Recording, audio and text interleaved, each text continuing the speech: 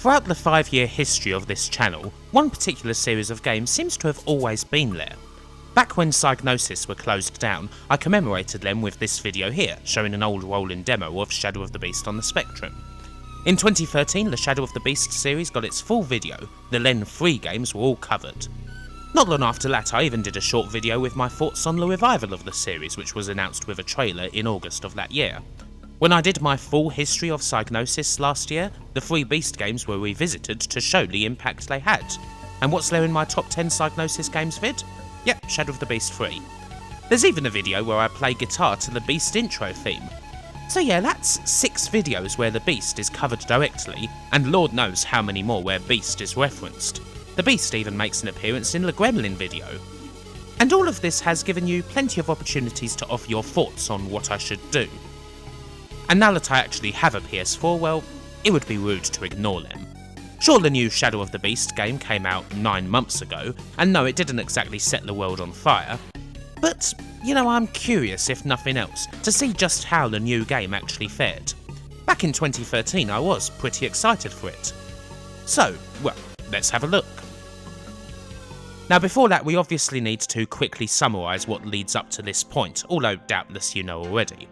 The original Shadow of the Beast was released in 1989 and absolutely staggered everyone. It was one of the killer apps of the day, one of the games that gave the Amiga its position of being the best gaming computer around, certainly in the UK at least. I mean, you just couldn't do this on an Atari ST. The gameplay is kind of lacking, but the presentation is unbelievable. Shadow of the Beast 2 in 1990 stretched that even further, one of the best looking 16-bit games, but it plays like an absolute dog. And 1992's Shadow of the Beast 3 actually got both right, although by then people had largely tired of the Beast and the game didn't sell as well as the other two. Also, the third Beast game largely brought an end to the story arc, with Arbron now finally fully human again, having rid himself of all of his demons. There were no expectations of ever seeing the Beast again. More than anything, Reflections, the studio behind the series, were bored of making Beast games, which is largely why Beast 3 was so different and wasn't even originally designed as a Beast game. The series went to sleep along with the Amiga, and Psygnosis themselves seemed to agree that it was done. No attempts were made to revive the Beast during their glorious PS1 years, and there certainly wasn't any once Sony took the reins over completely. Any hope seemed to be completely gone by the time of Psygnosis's, then Studio Liverpool's, demise in 2012. But then, well, things changed. At Gamescom 2013, amidst a glut of trailers for the upcoming PS4, there was Shadow of the Beast, redone, remade, revived. The trailer itself shows a world somewhat similar to that of old, as well as the familiar figure of Arbron, still the same alien-esque head, only now he's got 2 sharp razor guards along with his fists, which he uses to rip and tear through a bunch of enemies. It's a decent little trailer. Things about it are familiar, but it doesn't look like a straight-ahead remake either. The addition of a couple of buckets of blood to the turmoil met with a mixed reaction, as I recall. But hey, better that death is animated than having no death animations at all, a la the original games. In any case, shockingly enough, Shadow of the Beast was back. Developed by a British company called Heavy Spectrum Entertainment who, well, didn't have a lot of history up to that point. After the announcement, details on the game were not forthcoming. Indeed, pretty much everything went quiet. While the Beast's arrival on the PS4 was cool and greeted with surprise, it obviously wasn't going to be a major PS4 title, and word was already out that the eventual game would be download only. Talk obviously drifted more towards the games that would actually be out at launch, or those that would make the first year. This new Beast didn't have any kind of release date yet, not even a rough one. The rest of 2013 and the whole of 2014 passed with little to no news on the game, and there were points when people wondered if the game had been quietly cancelled. But in 2015, the machine gradually started to come into view, with gameplay videos revealing that the new Beast was going to be a side-scrolling beat-em-up, much like the old games. But it would also be a modern game, taking cues from the new school of beat-em-ups, games by Platinum for example. All positive things once again. Just about everyone could agree that the old Beast's gameplay was lacking somewhat, and a Beast that had a similar feel but actually delivered on the gameplay front had potential. The head of Heavy Spectrum Entertainment, a guy named Matt Birch, had a great feature in Eurogamer. He talked candidly about how special the Beast games were to him, about his own career to that point which had Psygnosis connections such as lengthy stints at Bizarre Creations and at XDev, Sony's replacement for Studio Liverpool, how he'd pitched the idea to revive the Beast and how he hoped to do the game justice. In the end, it's a pretty small team working on the game, and they definitely looked like good eggs. No reason not to hope for the best. Sometimes the people who remake games don't seem to have that much passion for what the new games are based on, but these guys undoubtedly did. Ultimately, the game got a release date in March of 2016, was released in May, and received fairly decent reviews. For most folks, that was pretty much it. The game just never received all that much attention, and I guess that you couldn't call it a hit. There were always bigger and better received titles around. Someone looking for a good side-on action platform game to spend a tenner on for their PS4 was perhaps always likelier to go for something like, I don't know, Axiom Verge or Ori and the Blind Forest rather than Shadow of the Beast. And so the Beast returned without all that much notice. But hey, seeing as it's been requested so much, something would be missing if I didn't cover it. So without any further ado, well, let's go. So you're Arbron once again, a vicious beast under the control of Zelek, who you see here. Zelek was the final boss of Beast 3, by the way. In the opening, you kill a bunch of dudes, then kill a bunch more who don't fight you, and shock horror, one of them turns out to be your dad, triggering the memory of being snatched from your crib by Malatov. Again, similar to the opening of Beast 2. You break from Zelek's grasp as he grabs a baby, and with that the chase is on. Throughout you do get stabs of familiar music and generally familiar surroundings. Blood and claws notwithstanding, the look of the new Shadow of the Beast is exactly what you would expect a reimagining of the original to be. The same weird alien locations and prog rock album cover style horizons. Is it a good look? Well, yeah. The game's locations are pretty strong graphically. It's not as flat out memorable as the original, but a large part of that is that there was nothing like the original Beast in 1989, and nowadays there's plenty of healthy competition when it comes to picturesque alien worlds. Still, there's bursts of creativity in the world building that are really quite something, and as a modern reimagining of Beast, it definitely works. It's definitely up there with its contemporaries. If there is any issue with the game's graphics, it's that, quite honestly, all the blood and gore effects actually look kind of bad. It doesn't really work well at all in game, nothing like how it looked in the trailer. Still, blood is important in the game. It's a big part of the combat system, which is where the new Beast really goes to work. As mentioned, despite it being a side-scroller, the game tries to have a complex fighting system along the lines of something you would find in a Platinum game. There's dodges, counters, combos, grabs, stuns, chain attacks, all sorts. As in most Platinum games, every individual fight is graded and adds to your overall performance in a stage. Obviously, it's a big step over the original.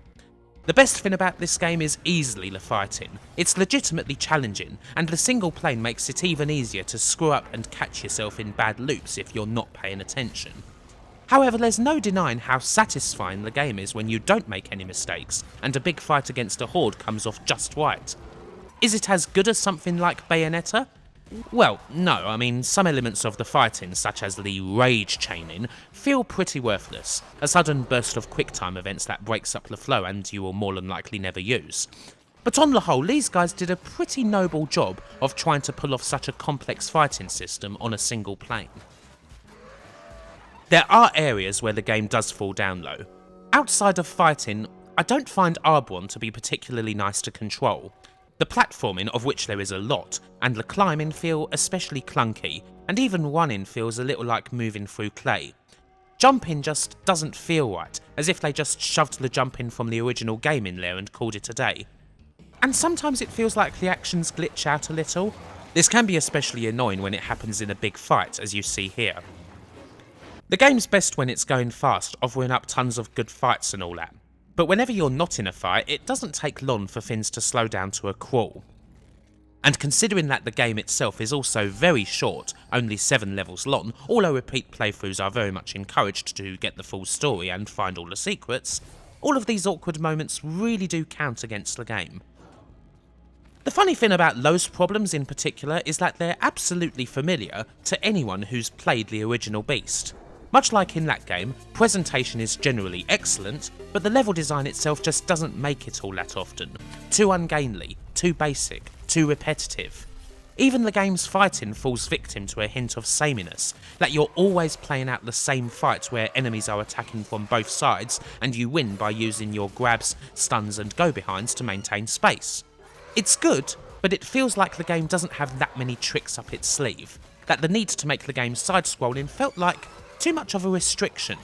The new Beast loves its source material. Not only can the original game be unlocked, as well as a chance to look at the original artwork and a lovingly prepared text detailing the history of the series, but you can even unlock the original Beast soundtrack and play the game using that.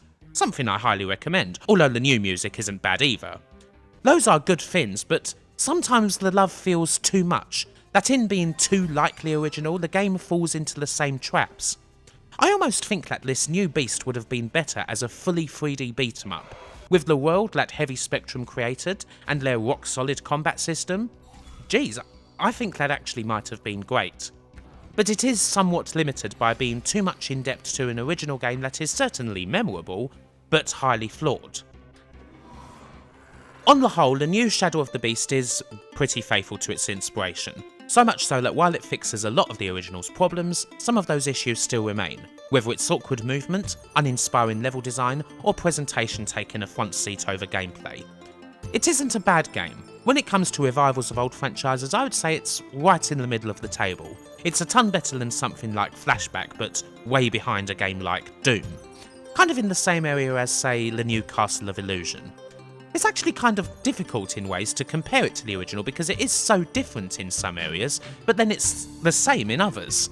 Not necessarily good when you consider the original's problems.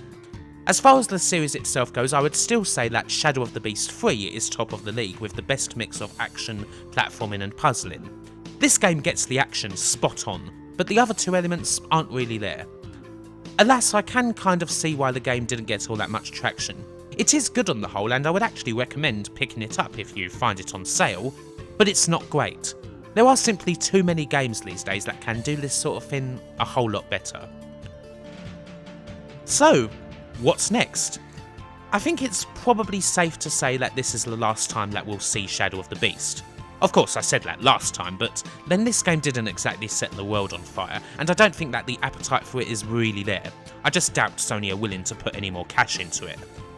If there was going to be another, then hell, I'd want these guys to have another crack.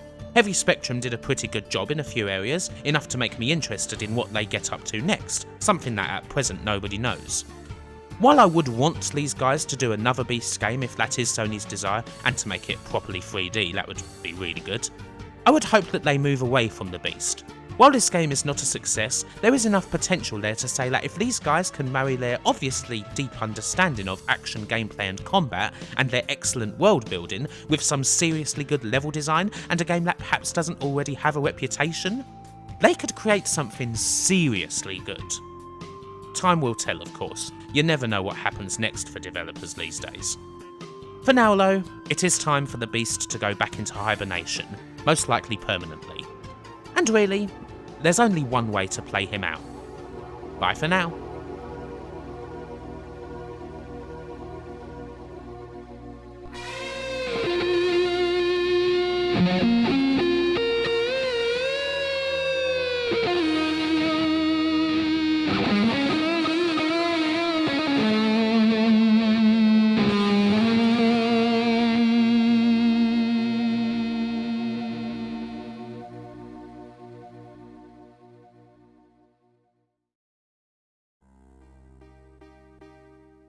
Thanks for watching this video.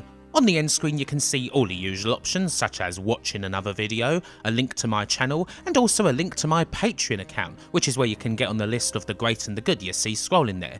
If you follow any of these options then thank you so much. And also don't forget that you can ring the bell too. See ya!